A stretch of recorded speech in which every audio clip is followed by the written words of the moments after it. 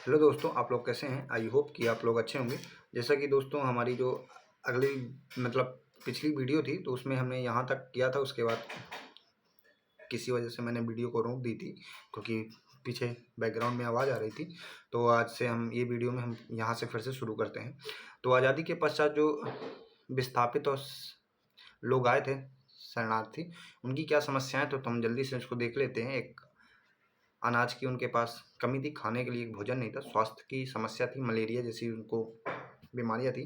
ठीक, मार्ग में जो इन समूहों पे आक्रमण हुआ था, जैसे जैसे सुरक्षा की समस्या हो गई, जो प्रकृति के प्रकोप का भी सामना करना पड़ा, जिसमें बादल का फटना, भारी वर्षा, महामारी, ये सारी चीज़ें थी। मृत्यु के बाद शवों को ठिकाने लगाने का भी वो नहीं था, समय नहीं था। ठीक, साथ में दोस्तों जो हजारों लड़कियां औरतों थी तो उनको दोनों क्षेत्र में बलपूर्वक अपने पास रख लिया जाता था। जैसे मुस्लिम क्षेत्र जो पाकिस्तान था उसमें हिंदू महिलाओं के साथ, वैसे हिंदुस्तान में जो मुस्लिम महिलाएं हैं उनके साथ ऐसे होता था। ठीक, और इस विशाल जनसंख्या को भोजन, कपड़े, मकान उपलब्ध करवाना, पुनः स्थापित करना, ग्रामीण जो श्रमिक थे उनको काम देना, धंधे में लगवाना, ये एक हमारे पास बहुत बड़ी समस्या थी। इसके लिए भारत सरकार ने क्या प्रयास किया उसको देखते हैं। तो जो भारत सरकार था, भारत सरकार द्वारा तुरंत राहत के कार्य पहुंचाने के लिए वायुसेना के माध्यम से खाद्यान्न सामग्री, दवाइयाँ, टीके तथा डॉक्टर को भेजे। ठीक, उसके बाद अगला देखते हैं। उसके बाद दोस्तों जैसा कि एक दूसरा ऑप्शन क्या है, एक फील्ड जो एम्बुलेंस यूनिट विंग था उसको भेजा, ताकि जो लोग आ रहे थे उनको आने से पहले ही क्या जो मलेरिया जैसे बीमारी थी उसके क्या लग जाए, टीके लग जाएं, वैक्सीन लग जाए। ठीक, उसके बाद जो महिलाएं थी, महिला शरणार्थी, वो जो वापस ला के जो उनके लोग थे, घर के लोग, ठीक, उनको सौंपने का कार्य भारतीय और पाकिस्तानी जो पुलिस थी, सेना थी, शांति जो दल थे, वो लगभग 2 से 3 वर्षों तक किया। ठीक, उसके बाद रेलवे का भी सराहनीय कार्य था, इसमें लोगों को यहाँ से वहाँ जाने ले जाने में काम किया। भारत सरकार ने पुनर्वास जो डिपार्टमेंट है उसकी स्थापना की, जहाँ जो पाकिस्तान से लोग आए तो उनकी सहायता हो सके। साथ में संपत्ति का जो बंटवारा है वो भी अच्छे से हो जाए। तो इसलिए जो भारतीय मुसलमान थे जो संपत्ति छोड़ के पाकिस्तान गए थे, उनकी संपत्ति को जो लोग आए थे पाकिस्तान से उनके बीच में सही तरीके से बांट दिया जाए, इसका भी काम हुआ। ठीक, उसके बाद हम देखते हैं दोस्तों देश का एकीकरण। ठीक, तो अक्टूबर 1947 में जम्मू कश्मीर का क्या हो गया, विलय हो गया। फरवरी 1948 में जूनागढ़ जो रियासत था उसका विलय हो गया। नवंबर 1948 में हैदराबाद जो रियासत थी उसका हो गया विलय, ऑपरेशन पोलो के तहत। 1954 में जो पांडिचेरी थी वो जो फ्रांस का था वो आज़ाद हो गया था। तो ये भी किस में आ गया, भारत में आ गया। 1962 में गोवा, दमन दीव और का क्या हो गया, आपस में एक हो गए, विलय हो गया। कहाँ, भारत में, कहाँ, 12वें संविधान संशोधन के द्वारा। फिर चौथा क्या, दादर एवं जो हवेली है, नगर हवेली, उसका 1954 में उनको आज़ाद कराया गया, जो किसके अंतर्गत आते थे, पुर्तगालियों के अंतर्गत आते थे। और 1961 में क्या हुआ, उसको भारत में के साथ मिला लिया गया। ठीक, ये हमने क्या देखा, राष्ट्र का एकीकरण। ठीक, अब इसके बाद हम देखेंगे मतलब हाँ देश का एकीकरण देखा। अब हम देखेंगे राज्यों का, जो देश के अंदर पहले देश बना, अब राज्यों को हम कैसे बांटेंगे, क्या गठन होगा उसको देखते हैं। तो राज्य के जो हम पुनर्गठन की बात करते हैं उसमें क्या है, पहला धर आयोग जो 1948 में बना, भाषा के आधार पर राज्यों के पुनर्गठन को अस्वीकार कर दिया। ये धर आयोग ने भाषा के आधार पर इसको अस्वीकार कर दिया। इस आयोग ने भौगोलिक व प्रशासनिक व्यवस्था से राज्य पुनर्गठन के लिए आधार बनाने का क्या किया, समर्थन किया। इस आयोग की समीक्षा के लिए जेवीपी आयोग का गठन किया गया, जिसके अंदर जे का मतलब जवाहरलाल नेहरू, वी का वल्लभ भाई पटेल, पी का पट्टाभी सीतारामैया। तो धारा आयोग ने भाषा के आधार पर जो पुनर्गठन को अस्वीकार कर दिया और उसने बोला भौगोलिक और प्रशासनिक व्यवस्था पे राज्य का पुनर्गठन हो, और इसकी आयोग की समीक्षा करने के लिए जेवीपी आयोग का गठन किया गया। लेकिन इसी के अंतराल में 1952 में अक्टूबर में पोट्टी सी रामुलु ने आमरण अनशन पे बैठे, जिनकी हिंसा की वजह से उनकी मृत्यु हो गई। इसी वजह से 1953 में तेलुगु भाषी जो प्रदेश है उसको आंध्र प्रदेश से अलग कर दी, मतलब तेलुगु भाषी के रूप में आंध्र प्रदेश का क्या कर दिया गया, निर्माण कर दिया गया, जो मद्रास प्रांत से अलग हो गया। ठीक, इसी के बिहाफ में आगे है 1956 में राज्य के जो पुनर्गठन आयोग की फिर से बात चली, जिसको फजल अली आयोग के नाम से जानते हैं, जो इसके सदस्य थे फजल अली, हृदयनाथ कुजरू, के एम पाणिक्कर। तो इसकी जो सिफारिशें थी वो क्या थी, भाषा के आधार पर राज्यों का पुनर्गठन किया जा सकता है, किंतु एक भाषा एक राज्य नहीं। मतलब इसने बोला भाषा के आधार पुनर्गठन हो, पर एक भाषा एक राज्य नहीं। नहीं तो कितनी सारी भाषाएं थी उस समय, तो राज्य तो ज़्यादा बन जाते। इन्होंने अपना एक दृष्टिकोण अपनाया, बोला कि आप भाषाई और सांस्कृतिक एक रूपता तो लेके आइए, ये तो मानते हैं, उसके साथ में वित्तीय, आर्थिक, जो प्रशासनिक आयाम भी देखे जाए। ठीक, तो इन्हीं के अंतर्गत फिर भारत में 14 राज्य और 6 केंद्र शासित प्रदेशों का क्या हुआ, निर्माण हुआ।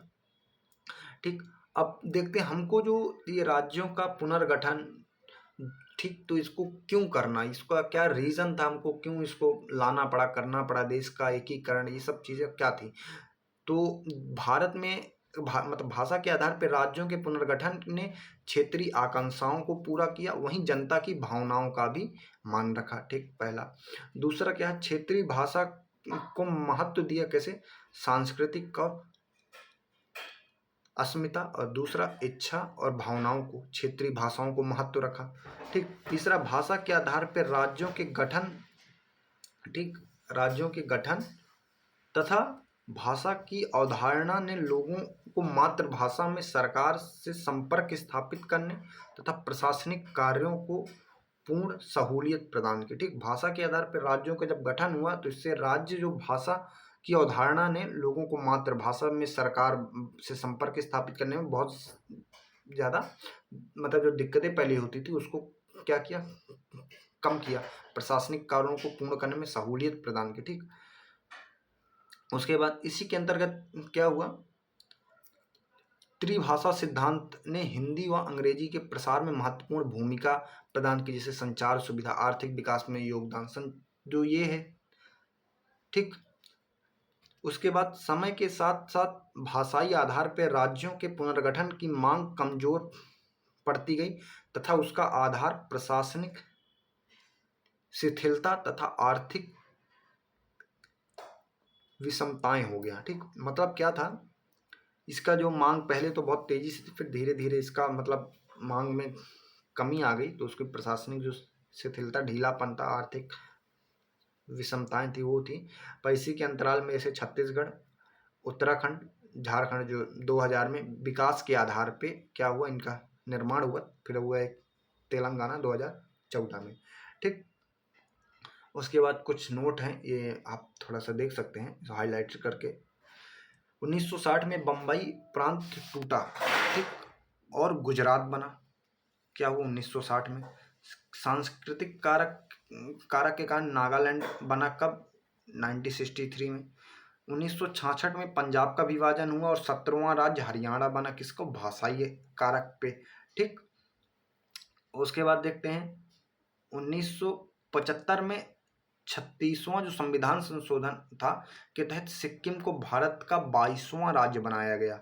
ठीक, तो 1975 में सिक्किम को, 1966 में पंजाब को आधा आधा भाग करके 17वां राज्य हरियाणा बना दिया गया, और सांस्कृतिक कारक के रूप में जो नागालैंड था उसको 1963 में बना दिया गया, और 1960 में प्रांतीय जो बम्बई का प्रांत था उसको तोड़कर एक क्या, गुजरात प्रांत भी बना दिया गया। ठीक, अब जो दोस्तों नए राज्यों का निर्माण की जो मांग हो रही थी, ठीक, तो इनके मांग के क्या कारण थे उनको देखते हैं। मांग क्या थी, जैसे गोरखालैंड, दार्जिलिंग जो पर्वतीय क्षेत्र है उसमें बंगाल सरकार भाषा के आधार पर भेदभाव जो की थी, उनमें नए राज्यों के निर्माण में। असम में बोडो लैंड की मांग, फिर दिल्ली में पूर्ण राज्य की मांग। ठीक, फिर उसके बाद हरित जो,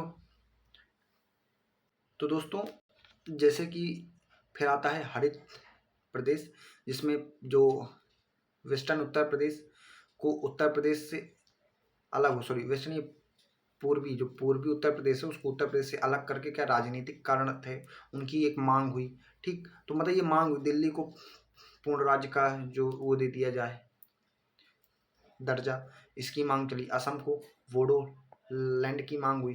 गोरखालैंड जो दार्जिलिंग पर्वतीय क्षेत्र उसको बंगाल सरकार ने भाषा के आधार पर भेदभाव किया, तो उसकी एक मांग चली। तो ये जो नए राज्य थे उनके निर्माण की मांग जो स्टार्ट हुई, उसके ऐसे मांग हुई। ठीक, उसके बाद जो पूर्वांचल की मांग हुई, उत्तर प्रदेश के जो पूर्वी भाग है उसको विकास के आधार पे। ठीक, महाराष्ट्र से क्या अलग कर दिया जाए, विदर्भ जिसमें क्या है कृषि की ओर से ये कैसा बहुत पीछे है। ठीक, उसके बाद क्या है तुलुनाडु। ठीक, तुलुनाडु को एक अलग राज्य बना दिया जाए, इसमें कर्नाटक और जो केरल का राज्य था उसके जो बीच का एक समृद्ध क्षेत्र था। तो ऐसे मतलब बहुत सारे जो सौराष्ट्र और मिथिलांचल को बिहार में भोजपुर की मांग, बुंदेलखंड की मांग जो सूखा था ग्रस्त, तो इत्यादि जो मांगे हुई। मतलब इसमें हमने क्या देखा, इसमें कि उस जब नए राज्यों का निर्माण हो रहा था तो उसमें क्या क्या मांगे थी, इतने राज्यों का बोला जा रहा था कि हमको ये मांग चाहिए, हमको ये बना दो, हमको वो बना दो, तो ये सारी चीज़ें उसके अंतर्गत आ गई। ठीक, जिसे अब हम राज्य बनाते हैं तो उसके क्या लाभ होंगे, हम लाभ को देखेंगे।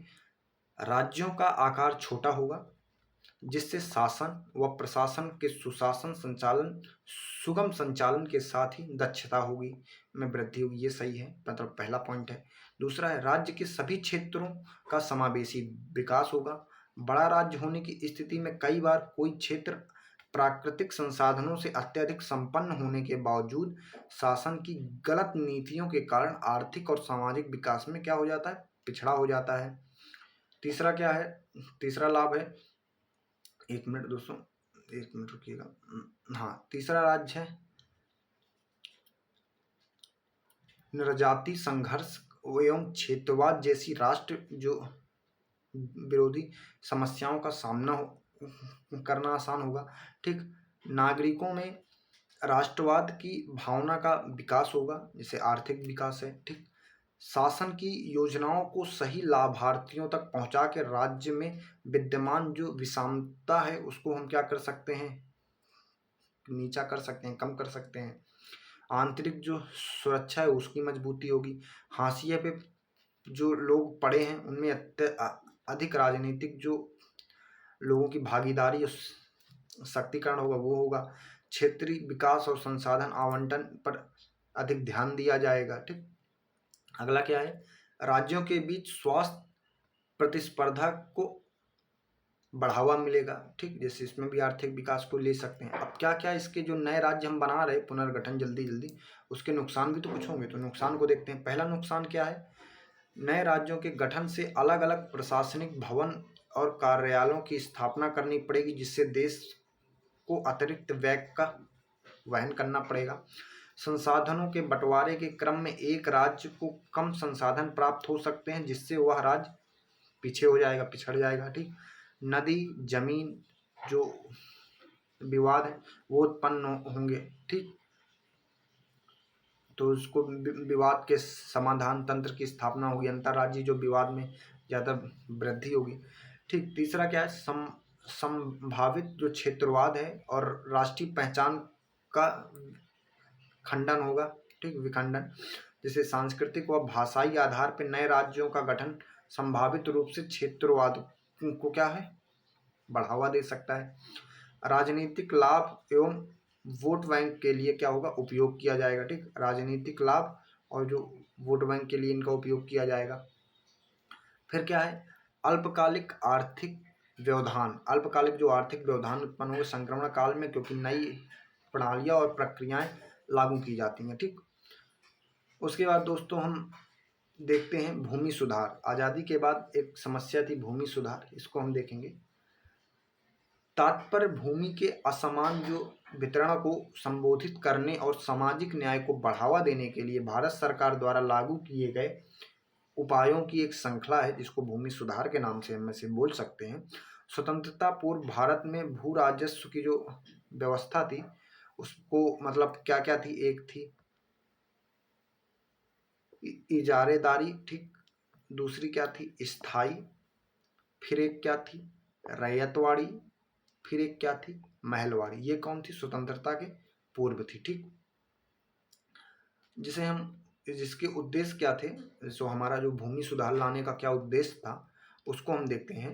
जैसे जो उत्पादकता को हमको क्या करना है? इंक्रीज करना है, बढ़ाना है। सामाजिक न्याय को बढ़ाना है। रोजगार के नए अवसरों का निर्माण करना है। आर्थिक जो क्रियाओं में किसानों की कृषि व्यवस्था है उसकी भागीदारी को हमको बढ़ावा देना है, ठीक। प्राकृतिक संसाधनों का न्यायपूर्ण हमको बंटवारा करना है। गरीबी उन्मूलन, किराएदारी जो सुधार, भूमि जोत का समेकन हमको करना है, ठीक। ये हमारे उद्देश्य थे किसको? भूमि सुधार को लेके। स्वतंत्रता के बाद जो भूमि सुधार कार्यक्रम की रूपरेखा बनी वो कैसे बनी? कृषि सुधार समिति जो नियुक्त हुई उसमें 1950 के दशक में जेसी कुमारप्पा की अध्यक्षता में हुई कृषि सुधार समिति की नियुक्ति जो हुई, जो प्रचलित जो उसके संबंधों का अध्ययन करने के लिए, ठीक। समिति की सिफारिशों पे राज्यों ने 1950 के दशक में मध्यवर्ती जो पट्टे के उन्मूलन के लिए क्या बनाया? कानून बनाया। तो ये किसके लिए? स्वतंत्रता के बाद जो 1950 के दशक में जेसी कुमारप्पा की अध्यक्षता में जो बनी थी, ठीक। उसके बाद अगला देखते हैं, मतलब उसी के अंतर्गत भूदान जो और ग्रामदान आंदोलन हुआ था 1951 में, उसमें थे। इसे आंध्र प्रदेश के आचार्य विनोबा भावे ने क्या किया था? स्टार्ट किया था आंध्र प्रदेश के। इनका जो उद्देश्य था भूस्वामी वर्गों से अपनी अतिरिक्त भूमि गरीबों को दान करने की अपील करना था, ठीक। ये किसकी? जो भूमि सुधार है उसके अंतर्गत ही इसको लेके आया गया। इस इनसे भूमिहीनता के जो मुद्दे थे के बारे में जागरूकता पैदा हुई और इसे सार्वजनिक चर्चा में सबसे आगे लाया गया, ठीक। जो हमारी पंचवर्षीय योजनाएं भी बनी उसमें कृषि के उत्पादन में आने वाली बाधाओं को दूर करना, कृषि प्रणाली के भीतर शोषण और सामाजिक जो अन्याय के सभी तत्व हैं उनको क्या करना? समाप्त करना था। जमींदारी उन्मूलन एक्ट। तो दोस्तों अभी आपको थोड़ा यहाँ समझने में दिक्कत हो जाएगी, इसलिए मैं आपको अभी एक बार समझा दे रहा हूँ। जैसे हमने भूमि सुधार देखा, भूमि सुधार में हमने क्या देख लिया? हमने भूमि सुधार में देख लिया क्या उसका इंट्रो था, किसको बोलते हैं, आज़ादी के पूर्व कैसे हमारा भूमि सुधार चल रहा था, हम भूमि सुधार क्यों लाना चाहते, इसके क्या उद्देश्य हैं, इसको देख लिए। स्वतंत्रता के बाद भूमि सुधार जो कार्यक्रम की एक रूपरेखा है तो हम उसको देखें। 1950 के जो दशक में कृषि सुधार हुआ उसकी नियुक्ति मतलब पहले कौन सी कमेटी है उसने क्या सिफारिशें की। उसके बाद हमने भूदान और ग्रामदान आंदोलन 1951 में स्टार्ट किया जिसको आचार्य विनोबा भावे ने किया, ठीक। फिर हमारी जो पंचवर्षीय योजनाएं थी, पंचवर्षीय योजनाओं में हमने उसके लिए क्या काम किया, ठीक। फिर हमने क्या लेके आया? जमींदारी उन्मूलन एक्ट लेके आया जिसके अंतर्गत अधिकतर राज्य द्वारा इसको क्या किया गया? पारित किया गया, ठीक। और मध्यस्थों और जो बीच के लोग बिचौलिए थे उनको समाप्त कर दिया गया और 2G लोगों को फायदा, मतलब 2G इनका मतलब जो छोटे किसान थे उनको क्या हुआ? फायदा, वो लोगों को फायदा हुआ, ठीक है। उसके बाद आते हैं काश्तकारी सुधार कार्यक्रम में काश्तकार को मालिकाना हक, मुआवजा, उनकी सुरक्षा तथा लगान को उचित स्तर पर लाना जैसे क्या उठाए गए? कदम उठाए गए, ठीक। ये सबसे ज़्यादा सफल कहाँ हुआ? ये सबसे ज़्यादा सफल हुआ है पश्चिम बंगाल, ऑपरेशन बरगा। ये याद रखना, ये कभी कभी पीटी में पूछ लेगा, ऑपरेशन बरगा। दूसरा क्या है? केरला। ये 2 राज्यों में ये सबसे ज़्यादा क्या हुआ? सफल हुआ, ठीक। उसी के अंतराल में हम भूमि हदबंदी कार्यक्रम भी आयोजित की जिसमें प्रत्येक भूस्वामी के लिए भूमि की अधिकतम सीमा निर्धारित कर जमीन का अधिग्रहण करना, जिसे भूस्वामियों में बांटना था। चकबंदी जो कार्यक्रम हम इसमें लेके आए पंजाब और हरियाणा और उत्तर प्रदेश में, जिसमें खाद्यान्न उत्पादन में योगदान दिया, ठीक। तो ये हमारे पॉइंट थे जो हमने भूमि सुधार के लिए क्या क्या काम किया था, ठीक। अब भूमि सुधारों के क्या इम्पैक्ट हुए, क्या उसके हमको इम्पैक्ट अपने देश में देखने को। उत्पादकता में वृद्धि हुई, भूमि के स्वामी इसके विकास में रुचि रखने लगे, काश्तकारी सुधार हुआ, उनको हक प्रदान किया गया। भूमि सुधारों ने जोतों का रिकॉर्ड रखना आवश्यक बना दिया, जो पहले वैकल्पिक था। ठीक, उसके बाद भूस्वामियों पर वित्तीय जो बोझ था, अधिकतम सीमा जो कानून से बचने के लिए कानूनी पेशेवरों और नौकरशाही की जो सहायता लेनी पड़ती थी, उसका वित्तीय बोझ क्या हो गया, नीचा हो गया, कम हो गया। ठीक, फिर क्या क्या सुधार करने बाकी रह गए थे भूमि सुधार में, उसको देखते हैं। पहला है दृढ़ राजनीति इच्छा शक्ति का अभाव। भूमि सुधार राज्य का विषय है, इसलिए केंद्र सरकार की भूमिका व्यापक दिशा निर्देश विकसित करने और राज्य सरकारों को उन्हें क्रियान्वित करने के लिए राजी करने की ओर तक ही सीमित थी। उसके बाद अपना कुछ अलग सा नहीं कुछ बता सकती थी। दूसरा है नौकरशाही भी काफ़ी हद तक उदासीन थी। ठीक, कई राज्यों में भूमि रिकॉर्ड पर्याप्त रूप से बनाए ही नहीं गए थे। ठीक, रखे नहीं गए। भूमि जो वितरण थी उसमें खामियां आई, मुकदमेबाजी हुई। ठीक, उसके बाद आदिवासी आबादी में गैर आदिवासी जो आबादी में भूमि का हस्ताक्षर कानून द्वारा जो नहीं होना था वो हो गया।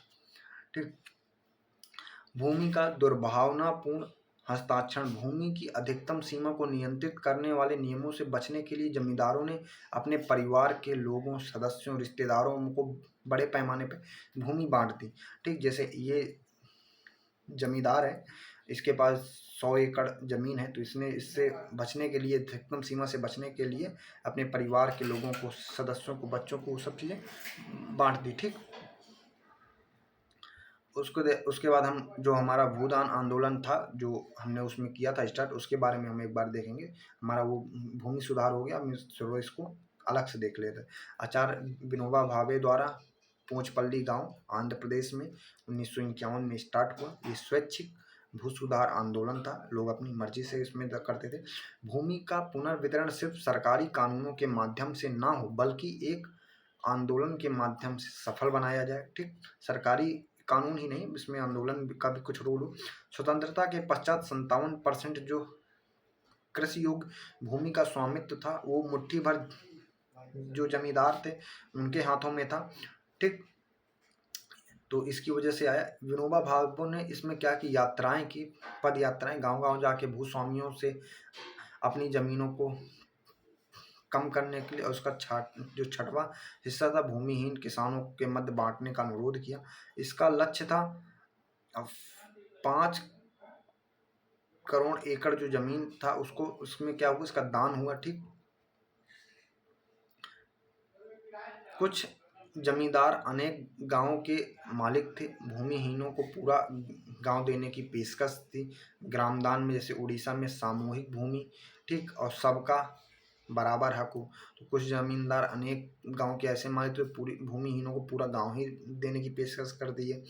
सीमित क्षेत्रों में व्याप्त असमानताओं को दूर किया गया। ठीक, इसका क्या उद्देश्य था, जो ये आंदोलन चलाया गया, भूमि सुधार करना, कृषि में संस्थागत परिवर्तन, दान में मिली भूमि को जो गरीब किसान थे उनमें बांटना। इसकी क्या सीमाएं थी, दान की गई भूमि का एक बड़ा हिस्सा अनुपजाऊ था, मतलब इसमें भूमि तो दिए पर इसमें एक बड़ा हिस्सा अनुपजाऊ था, उपजाऊ अपने पास ही रखे रहे। अधिकतर भूमि घरेलू झगड़ों के कारण जो मुकदमे में फंसी रह गई। ठीक, लाल फीताशाही के कारण दान में मिली भूमि को पुनः वितरित नहीं किया गया। वर्ग विभेद नहीं थे, वही सफल हुआ। ठीक, आगे देखते हैं दोस्तों। तो दोस्तों फिर हम अगला देखते हैं, मतलब इसके आगे का, इसमें आप नोट करके इसको लिख लीजिएगा। भूमि हकबंदी जो कानून, इसको सफल नहीं हुआ, इसके क्या कारण थे, ठीक, उसको देखेंगे।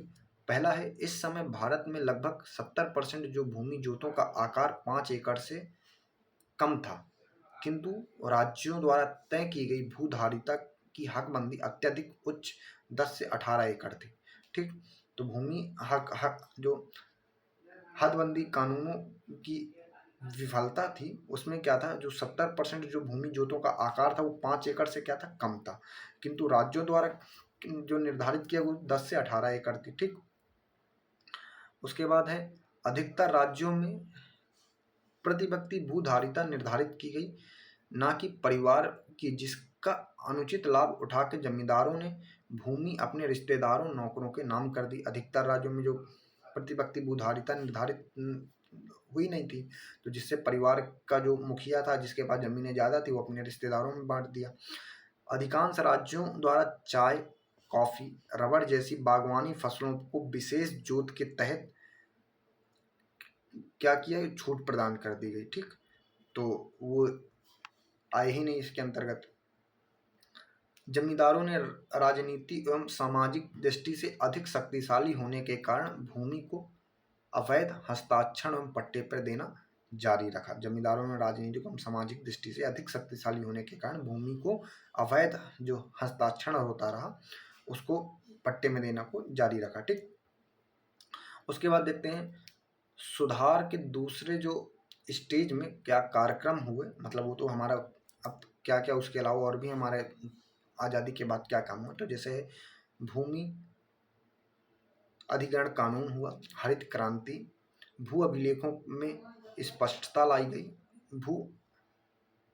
भूमि अधिग्रहण जो विषय के कानून बनाए गए, भूमि अधिलेखों का कंप्यूटर में हुआ कंप्यूटरीकरण, कृषि में तकनीकी का उपयोग हुआ, सिंचाई सुविधाओं का विकास हुआ, भूमि कानूनों का विकास हुआ, भू राजस्व प्रशासन की व्यवस्था अच्छे से लाई गई, रेगिस्तानी क्षेत्र के विकास का कार्यक्रम किया गया, सूखा संभावित जो क्षेत्र थे उसमें विकास का कार्यक्रम अपनाया गया। ये दूसरे स्टेज में कार्यक्रमों को शामिल किया गया। ठीक दोस्तों, अगला देखते हैं ताशकंद समझौता। ठीक, ताशकंद समझौता 1965 के युद्ध में भारत जो पाक का हुआ था उसमें हुआ था। भारत और पाकिस्तान के बीच एक शांति समझौता था।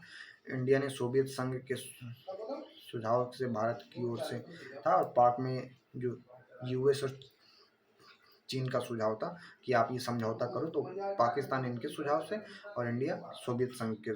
ठीक, सोवियत संघ की मध्यस्थता में पाकिस्तान के जनरल अयूब खान तथा भारतीय प्रधानमंत्री लाल बहादुर शास्त्री के मध्य हुआ था। ठीक, उसके बाद इसमें क्या महत्वपूर्ण बिंदु हैं। भारत पाक आपसी विवादों के लिए समाधान के लिए बल का प्रयोग नहीं करेंगे। दोनों देश अपनी सेनाओं को युद्ध पूर्व की सीमा रेखा तक पीछे हटा लेंगे तथा संघर्ष विराम का पालन करेंगे। दुर्भावना का प्रचार नहीं करेंगे। दोनों देश युद्ध से पूर्व की सीमा रेखा का पालन होगा। ठीक, उसके बाद दोनों देशों के मध्य आंतरिक मामलों के में संबंध गैर हस्तक्षेप सिद्धांत पर आधारित होगा। कोई एक दूसरे के आंतरिक मामलों में हस्तक्षेप नहीं करेगा। ठीक, इसमें हम क्या और नोट करके इसमें आप लिखिएगा ये वाला। भारत के लिए सामरिक दृष्टि से महत्वपूर्ण हाजी पीर जो दर्रे से हट जाना था, जिसके माध्यम से घुसपैठियां भारत में फिर से प्रवेश आ सकते थे। ठीक, तो भारत में जो सामरिक दृष्टि से हाजी जो पीर दर्रा था उससे हट जाना था, जिसके माध्यम से घुसपैठी भारत में फिर से आ सकते थे। इसका कारण था अगर भारत ना माने तो भारत और यूएन में यूएसएसआर का जो समर्थन खोने का इसको डर था और साथ ही यूएसएसआर सैन्य एवं तकनीकी सहायता के लिए भी उसको वो कर देगा, मना कर देगा, तो भारत इसको मानना ही पड़ा। ठीक, उसके बाद यह युद्ध पाकिस्तान के जिब्राल्टर ऑपरेशन के बाद शुरू हुआ, जिसका उद्देश्य जम्मू और कश्मीर में सेना की घुसपैठ कराना था। ठीक, यह जो युद्ध हुआ पाकिस्तान के जिब्राल्टर ऑपरेशन के बाद शुरू हो गया था। ठीक, उसके बाद एक हुआ है शिमला समझौता। शिमला समझौता भी भारत और पाक के 2 जुलाई 1972 में पीएम इंदिरा गांधी और पाकिस्तान के राष्ट्रपति जुल्फिकार अली भुट्टो के बीच में हुआ था। सैनिकों की वापसी और युद्ध बंदियों का आदान जो प्रदान करना था उसका था। इसका उद्देश्य था शांति, मित्रता, सहयोग की भावना। ठीक, ये जो सिद्धांत था इसमें क्या क्या चीजें थी। द्विपक्षीय माध्यम से सभी मुद्दों का शांतिपूर्ण समाधान करना, सहयोग के आधार पर संबंधों की नींव रखना, आपसी मेल जोल को बढ़ाना, एलओसी की अनुलंघनीयता को बनाए रखना, एक दूसरे के आंतरिक मामलों में हस्तक्षेप न करना, एकता और स्वतंत्रता का सम्मान करना, एक दूसरे के खिलाफ दुष्प्रचार नहीं करना। ठीक, ये इसके क्या थे, सिद्धांत थे जो हमको काम करना था इनके ऊपर।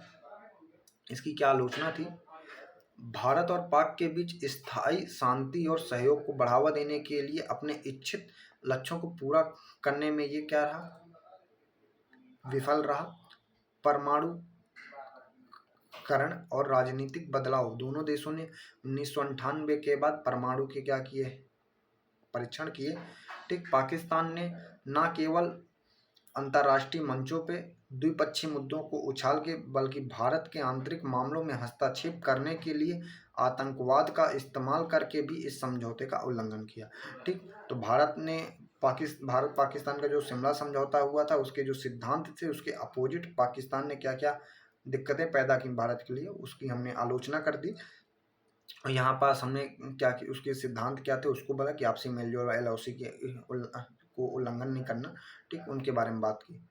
उसके बाद हम देखते हैं, नोट करके, बांग्लादेश के जब उदय हुई थी तो उसकी क्या परिस्थिति थी। 1971 में पूर्वी पाकिस्तान में राजनीतिक संकट उत्पन्न हुआ, जिससे दिसंबर 1970 में पाकिस्तान में सैनिक तानाशाह जनरल यहाया खान ने चुनाव कराया स्वतंत्र रूप से, जिसमें पूर्वी पाकिस्तान की आवामी लीग, जिसके नेता मुजीबुर रहमान थे, को बहुमत मिला। किंतु याह्या खान ने मुजीब को PM नियुक्त करने से मना कर दिया और शेख मुजीब को गिरफ्तार कर लिया। ठीक, जिसमें पाकिस्तानी सेना द्वारा क्या पूर्वी जो पाकिस्तान में अमानवीय अत्याचार और जो क्या हो गया, हिंसा प्रारंभ हो गई। ठीक, ऐसे में जो संख्या थी, बड़ी संख्या में जो लोग थे भारत में आने लगे, जिससे नवंबर 1971 तक संख्या क्या 1 CR से पार हो गई।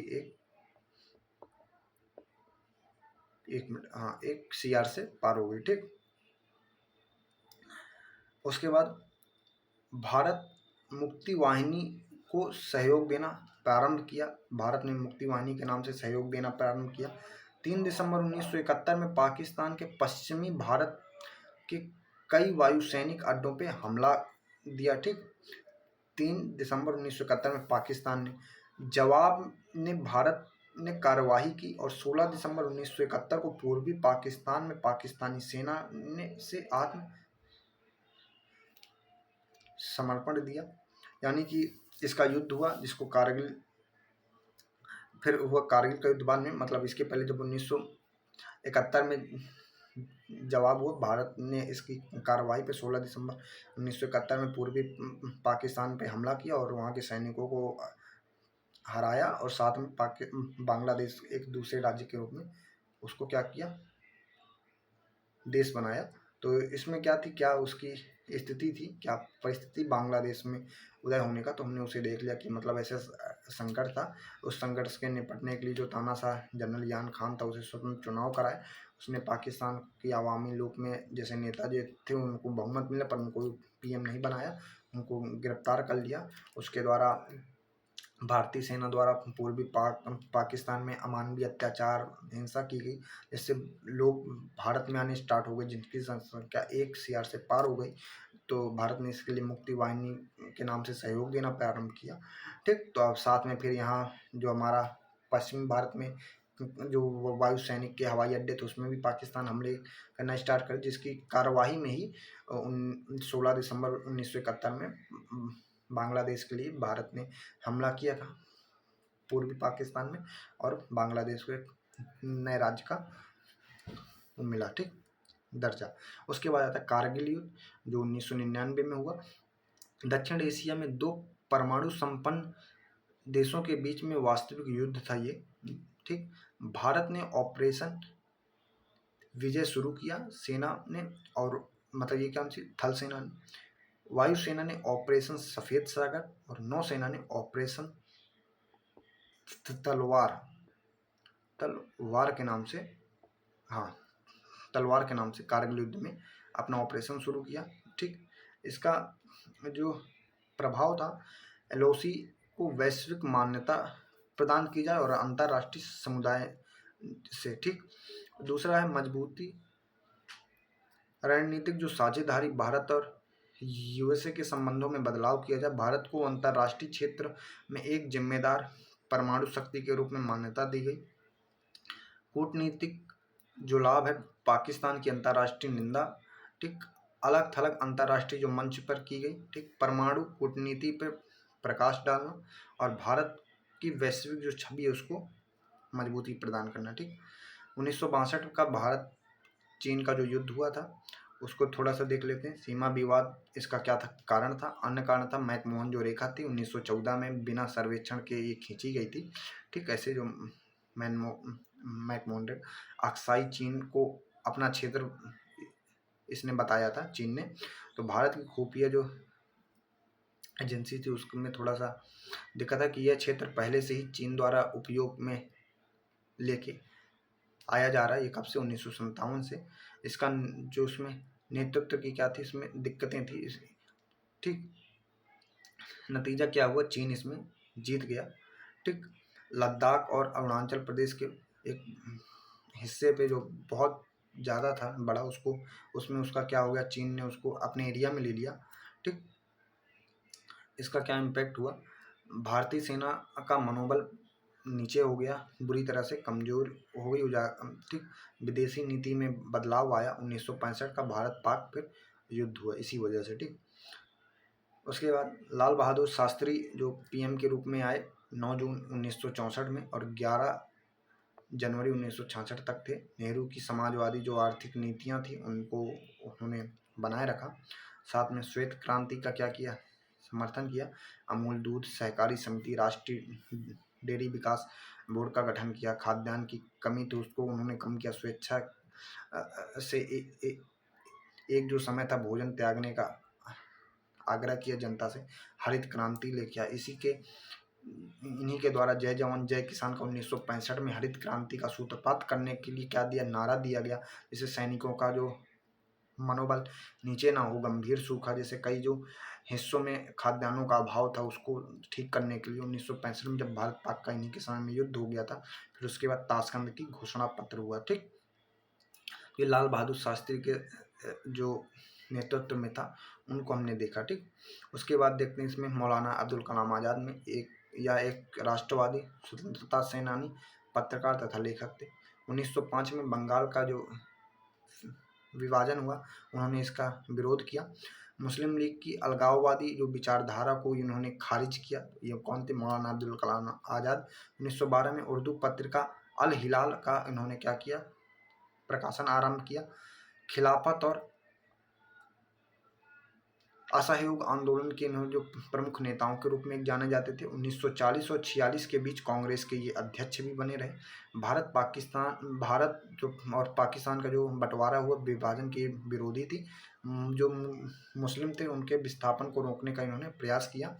देश के पहले शिक्षा मंत्री कौन बने, मौलाना अब्दुल कलाम आज़ाद।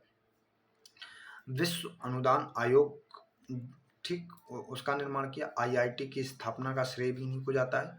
संगीत नाटक जो अकादमी है, साहित्य अकादमी, ठीक, ललित कला अकादमी, उसकी स्थापना की। पुस्तक है इंडियन विंस फ्रीडम, इन्होंने ये अपने एक पुस्तक का निर्माण किया। ठीक, इस कुछ नोट करके एक बार लिख लीजिएगा इसको। स्वतंत्रता के पश्चात प्रमुख विषयों जैसे कि राजनीतिक, आर्थिक, सामाजिक, विदेश नीति, विज्ञान और प्रौद्योगिकी, सुरक्षा इत्यादि के बारे में अन्य विषयों में करंट अफेयर एवं स्टैटिक पार्ट में क्या होता है, ज्वाइंट होता है, कवर होता है, जो आपके GS1, 2 और GS3 में कहीं ना कहीं जुड़े हुए हैं। ठीक, जैसे कि शिक्षा की स्थिति, स्वास्थ्य की स्थिति और आर्थिक नीतियाँ। ठीक दोस्तों, तो ये हमारा आज़ादी के बाद भारत का यहाँ पास वीडियो ख़त्म होता है। तो हमने इसको वीडियो नंबर ये हमारा दूसरा है।